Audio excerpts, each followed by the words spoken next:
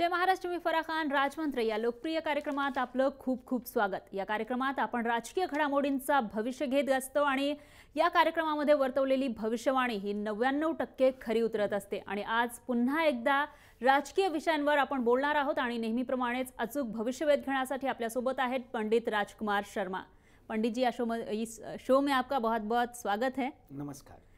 तर पंडित राजकुमार शर्मा हे आपण पाहतो की नेहमीप्रमाणेच या ठिकाणी अचूक भविष्यवेध घेत असतात. आणि पंडित जी, अभी पहले तो मैं शो की शुरुआत में आपको बधाई देना चाहूँगी क्योंकि आपने पिछले हफ्ते जो भविष्यवाणी की थी शेयर मार्केट के बारे में, गोल्ड के बारे में, वो खरी उतरी है और 9,000 का आंकड़ा शेयर मार्केट ने पार किया है. हम सबसे पहले जी 10,000 का निफ्टी पार किया हुआ है. तो पहले हम सबसे पहले पिछले हफ्ते का ये जो वीडियो है उसको देखना चाहेंगे. आम्ही नेहमी सांगत असतो की या ठिकाणी आपण जी भविष्यवाणी, पंडितजी जी भविष्यवाणी वर्तवत असतात ती 99% खरी उतरत असते. आणि असंच झालेलं आहे. मागच्या आठवड्यात पंडितजींनी जी भविष्यवाणी केली होती ती या ठिकाणी 100% खरी उतरलेली आहे. आपण पाहूयात हा व्हिडिओ. अगले आज 22 जुलाई है. अगले एक हफ्ते के अंदर 6 दिनों के अंदर मार्केट 32,500 देख रहा हूँ. ये 32,600, 32,700 भी हो सकती है. और नीचे का आंकड़ा जो है 31,700 के करीब करीब हो सकता है. बट आई एम बुलिश क्योंकि बहुत बड़ा एक वेटेज रिलायंस जो है वो लेकर बैठी हुई है. और एनएससी के साथ में भी वही होगा. हम बहुत दिनों से कह रहे हैं. मुझे लगता है कि मंगलवार और बुधवार जो है निफ्टी 10,000 का आंकड़ा तोड़ देगी. ये हमारे देश के लिए बहुत ही शुभ समाचार होगा. और नीचे का आंकड़ा निफ्टी का वापस 9825 का है. गोल्ड की बात करें तो गोल्ड 28,541 पे बंद हुआ. गोल्ड आई सी टचिंग 29,000 अगेन. 29,000 छू सकता है. नीचे का आंकड़ा 28,150 है. और सिल्वर में भी बढ़त दिखाई देगी. मैंने हमेशा आपको बोला 36,000 के करीब, 37,000 के करीब सिल्वर में आप एंट्री करिए. सिल्वर मुझे लगता है 38,800, 39,000 भी टच कर सकता है. नीचे का आंकड़ा 37,500 का अभी होगा. आगे सिल्वर जो है वो बढ़ता जाएगा. और ऑयल में थोड़ी नरमी दिखाई देगी. 2905 पर बैरल चल रहा है ऑयल. पॉसिबल है ऊपर का आंकड़ा जो है 3,000 और नीचे का वापिस 2785 देखने को मिले अपने को. इस तरह कमोडिटी में एक बढ़त दिखाई देती. तर मागच्या आठवड्यात पंडितजींनी जी भविष्यवाणी केली होती, जे प्रेडिक्शन केलेलं होतं ते या ठिकाणी आपल्याला खरं उतरताना दिसलेलं आहे. पंडित जी, हमेशा की तरह हमेशा हम बताते हैं कि आपकी जो भविष्यवाणी है वो 100% खरी उतरती है. उसी तरह से ये भी भविष्यवाणी खरी उतरी है. अब हम बात करेंगे राजकीय जो इश्यूज है उन पर. सबसे पहले तो इस हफ्ते का सबसे बड़ा इशू था बिहार का, जहां पर हमने एक ड्रामेटिक यू टर्न देखा है, एक टर्न देखा है. तो क्या लगता है कि इसके बाद में जो राजद है, लालू प्रसाद यादव जी की, उसका भविष्य क्या रहेगा और उनके परिवार पर जो संकट आ रहे हैं तो इसके चलते वो किस तरह से इसको संभाल पाएंगे? और जो शरद यादव जी है वहां पर वो क्या कर सकते हैं आगे? एक एक करके हम इस विषय के ऊपर चर्चा करते हैं. क्योंकि जिस तरह की वातावरण, जिस तरह का पॉलिटिकल टर्मोइल बिहार में आपने देखा और जिस तरह की टर्न देखी नीतीश कुमार की और जेडीयू की, वो बहुत ही एक ऐसा कह लीजिए अनएक्सपेक्टेड थी. कोई सोच भी नहीं सकता. अनएक्सपेक्टेड भी थी और सोची हुई रणनीति थी. ये भी बात ध्यान से. लेकिन जो आम आदमी है वो इस बारे में कभी नहीं सोच सकता. हाँ, क्योंकि 1 से सवा 1 साल पहले ही जो वातावरण बना था और उस पर से आपने जो भविष्यवाणी भी की थी कि 1-1.5 साल के बीच में ये हो सकता है. बिल्कुल. कहीं ना कहीं लालू जी का जो वातावरण, जो लालू जी की कुंडली देखकर हम बोलते हैं, क्योंकि यहाँ पर हमें राजनीति से सरोकार कम होता है बल्कि उनके हॉरोस्कोप से ज़्यादा होता है. कहीं ना कहीं एक बात समझ के ले लेनी बहुत ज़रूरी है मित्रों कि यह शो जो है ये एक ज्योतिषीय शो है. यहाँ पर राजनीतिज्ञों की, देश की, बॉम्बे स्टॉक एक्सचेंज की और लोगों की, वो लोग जो राज चला रहे हैं, राज्य में हैं, सत्ता में हैं उनकी कुंडलियों का अध्ययन किया जाता है। तो लालू जी की कुंडली देखने के बाद में और नीतीश कुमार की कुंडली देखने के बाद में हमने ये प्रेडिक्ट किया था कि कहीं ना कहीं ये अड़ंगा जरूर होगा, और वो सामने आया, क्योंकि नॉर्थ और साउथ पोल इकट्ठे हो ही नहीं सकते, कहीं ना कहीं वो ब्लास्ट होना ही होना है। इसलिए वो ब्लास्ट हो गया और उसका सबसे बड़ा खामियाजा जो भुगतना पड़ा वो लालू जी को खुद भुगतना पड़ा। अब यहाँ पर अगर हम लालू जी की कुंडली का अध्ययन करते हैं तो 11/6/1948 कर्क राशि में इस वक्त मंगल की महादशा चल रही है। एक बात समझ के ले लेनी बहुत जरूरी है कि कर्क राशि चंद्रमा की अपनी राशि है और मंगल राजनीति का प्रखर ग्रह है। मंगल की राजनीति, मंगल में चंद्रमा की राशि में जब भी मंगल होता है आदमी कंफ्यूज होता है। लालू जी खुद हुए या लालू जी के बच्चों ने उनको किया, ये बात सोच लेनी, समझ लेनी बहुत जरूरी है। जी बिल्कुल। पंडित जी, मैं आपको रोकना चाहूंगी, मैं ये भी पूछना चाहती हूँ कि इसके बाद लालू जी या फिर उनके परिवार के जो परिवारजन हैं उनको जेल यात्रा हो सकती है क्या? लेकिन हमें रुकना होगा थोड़ा सा एक ब्रेक के लिए। तर तुम्ही पाहत रहा राजमंत्र।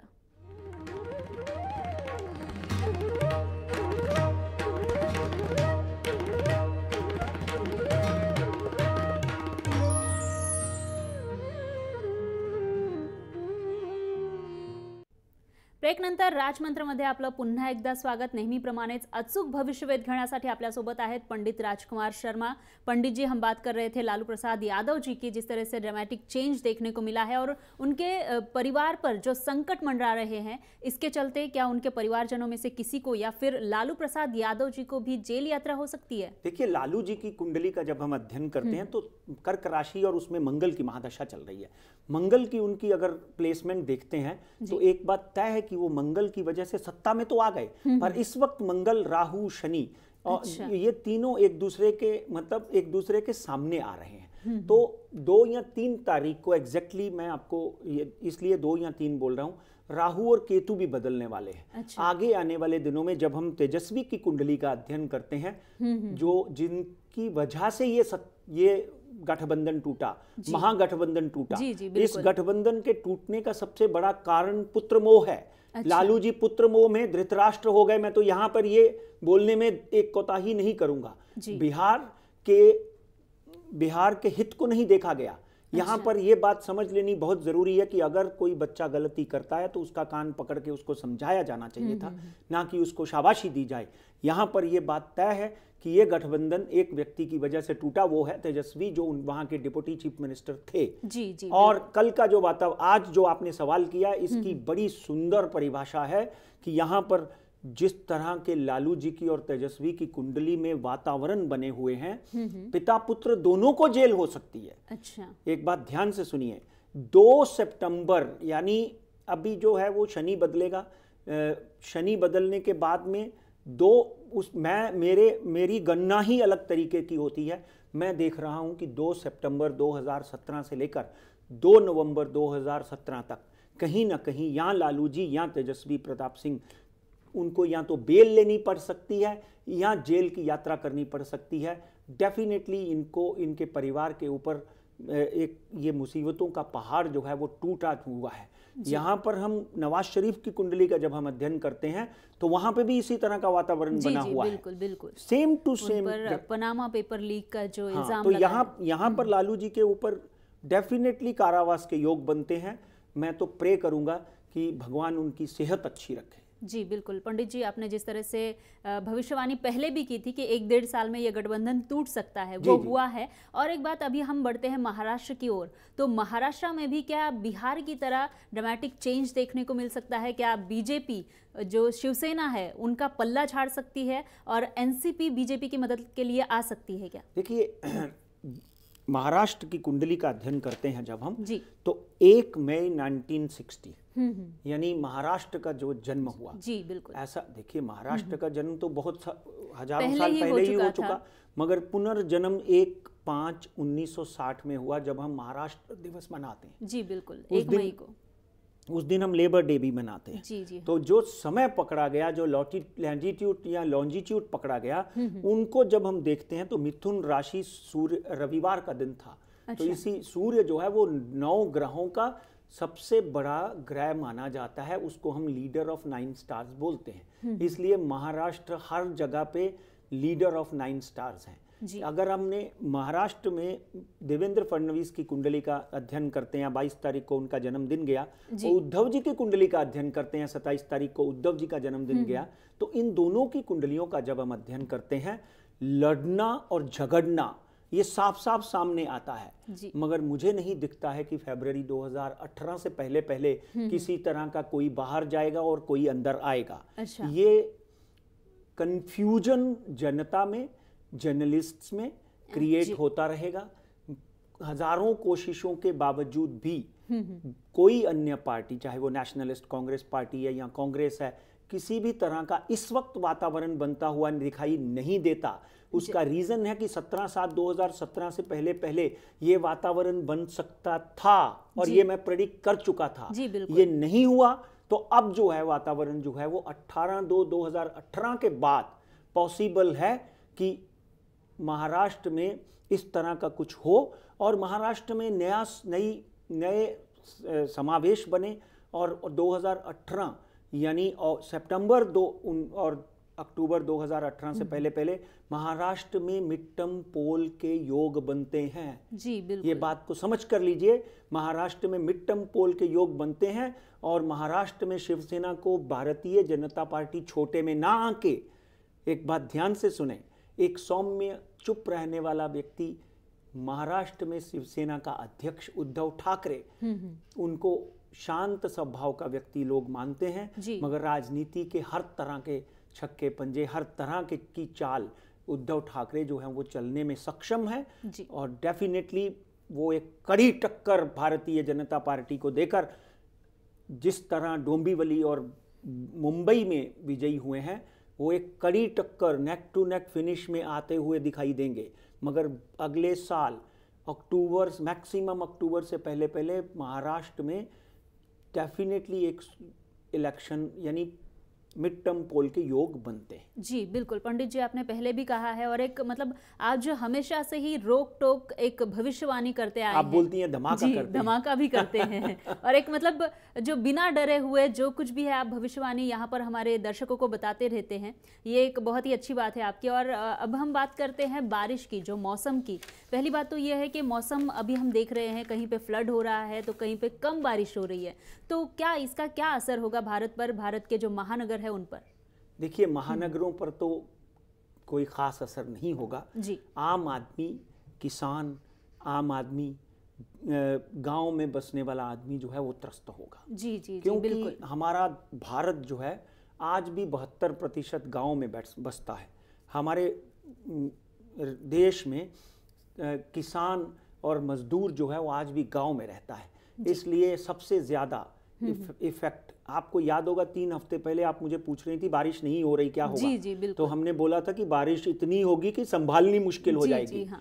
डेफिनेटली छत्तीसगढ़, मध्य प्रदेश, बिहार, जी नोट करें आप, बिहार पर्टिकुलरली, बिहार से लगता हुआ नेपाल का इलाका, जी, यहाँ पर अभी भी बारिश के जो आसार हैं इतने जबरदस्त हैं कि कुछ गांव जलमग्न होते हुए दिखाई देते हैं। कहाँ, और गुजरात में आज भी सेना जो है रोज 3 से 4 हजार लोगों को बाढ़ के पानी से बाहर निकालती है। तो डेफिनेटली महाराष्ट्र में भी कुछ इलाकों में वो इलाके यहाँ पर कभी बाढ़ आने के योग ही नहीं बने। कोल्हापुर जैसा इलाका, कोल्हापुर से शोलापुर की तरफ रोड जो जाती हैं, शोलापुर से फिर परभनी या परली वैजनाथ, मतलब मराठवाड़ा की मराठवाड़ा में भी इस तरह का वातावरण बनेगा कि डेफिनेटली कहीं ना कहीं आप देखेंगे कि लोगों को त्रस्त होना पड़ेगा। मगर एक सुंदर, एक बढ़िया समाचार ये है कि महाराष्ट्र में ही नहीं पूरे भारत में पानी की किल्लत से आम आदमी जो है वो मुक्त हो जाएगा, उसको राहत मिलेगी, राहत मिल गई है ऑलमोस्ट। जी हाँ। बिल्कुल, भविष्यवाणी तो आपने की है यहाँ पर और हम आशा करते हैं कि ये हमेशा की तरह खरी उतरेगी। लेकिन पंडित जी, हमें रुकना होगा यहाँ पर। आपण राजमंत्रमध्ये घेऊयात एक छोटासा ब्रेक। तुम्ही पाहत रहा जय महाराष्ट्र।